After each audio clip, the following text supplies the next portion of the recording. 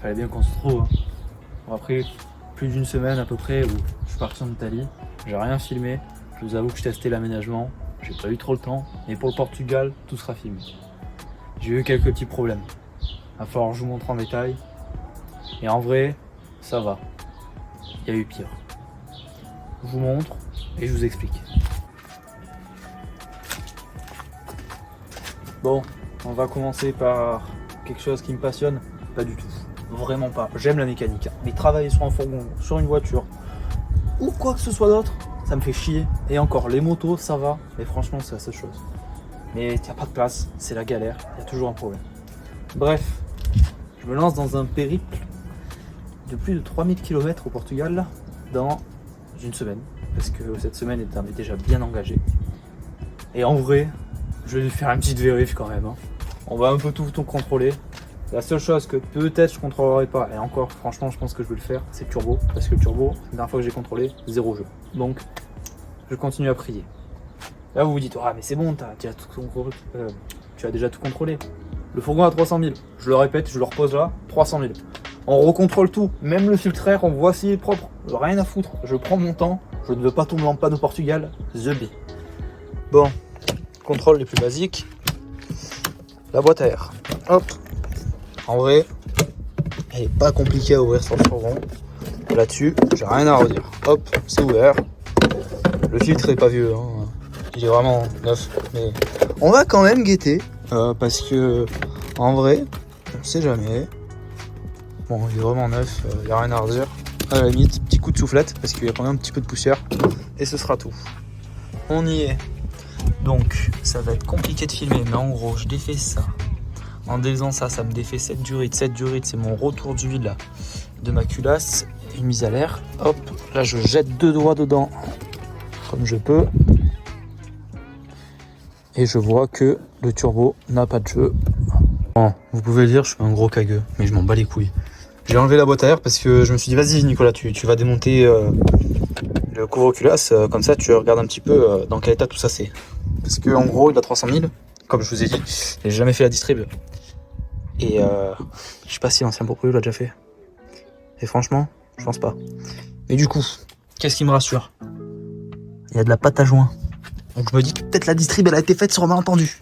Déjà ça c'est cool. Pas de problème, je peux pas l'ouvrir. Pourquoi? Il y a des injecteurs. Et ça pue. Parce que vraiment, j'enlève pas les injecteurs juste pour ouvrir, pour regarder. Donc j'ai regardé par le petit trou là. Ça a l'air d'être tout neuf. Là on va donner un petit coup de dégraissant, un petit coup de Karcher. Neuf. En refermant ce petit trou parce qu'on n'est pas des cons. Et ce sera très bien comme ça. Et on n'a plus qu'à prier. Bon, en vrai, c'est déjà un peu plus propre. On y voit plus clair. Mais on peut toujours pas le démonter. Hein. Et franchement, ça me fait chier. J'ai limite envie d'essayer de sortir les injecteurs, mais j'ai peur que ce soit sans retour. Bon, une fois que c'est remonté, je vous fais pas un dessin. Hein. On va faire le niveau d'huile parce qu'en vrai, on sait jamais. Alors, je sais pas pourquoi la sonde ressort toujours. Mais alors, quand je dis toujours, c'est toujours plein d'huile.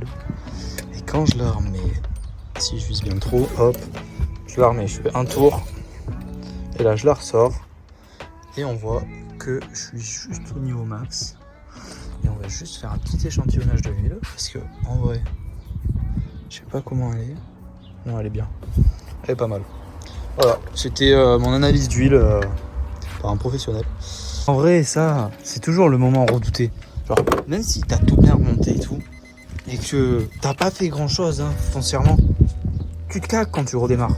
Tu te cagues. Tu sais pas pourquoi, mais tu te cagues. Sinon, oui, l'eau est bien noire, parce que la réalité, c'est que c'était bien crade quand même. Donc, vas-y, on se rentre et on voit ce que ça fait. Petit préchauffage. On embraye. Enfin, on débraye. Bon, alors ça Queen, mais ça je sais ce que c'est. C'est la courroie accessoire.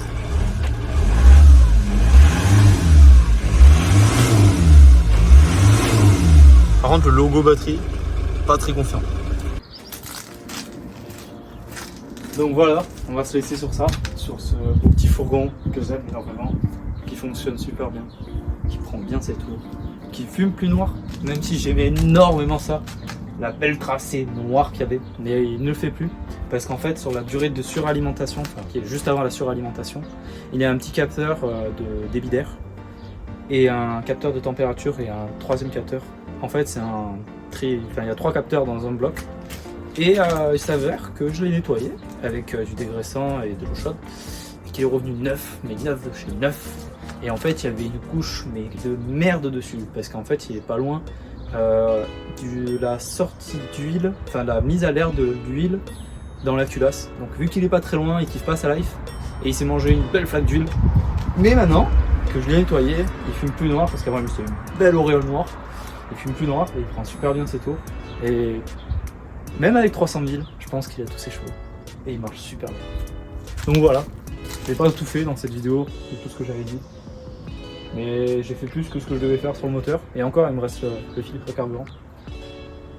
Mais je la sens bien cette histoire. Je vous avoue que vrai, je pourrais me faire chier pour coller ces lampes. Je pourrais vraiment me faire chier. Hein. Mais en vrai,